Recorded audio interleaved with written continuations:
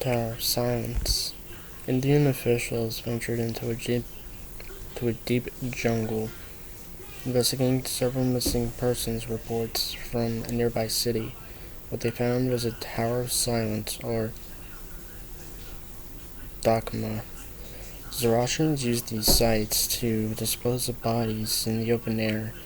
While sites like these are not uncommon in certain parts of India, several peculiarities hint at something more unusual. 1. None of the bodies depicted in the photograph were identified. Villagers from nearby, though initially surprised at the sheer number of corpses in the Dakma, proved unable to recognize the bodies. The corpses also did not match the description of the missing people.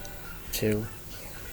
There were no animals around except for maggots and flies. Zoroastrians rely on birds, i.e. buzzards, to dispose of the bodies, in the belief they are contributing back to the earth. Officials found the corpses relatively untouched by any sort of animal. 3.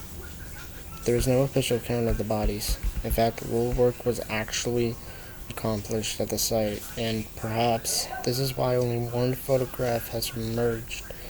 Officials avoided the spot, not only because they felt uneasy looking at it, but for the following as well. 4. The deep pit in the center of the photograph was filled with several feet of festering blood, far more than the bodies on the outside could ever supply. The stench was so unbearable that many of the officials began to get nauseous when they first approached the Dakma.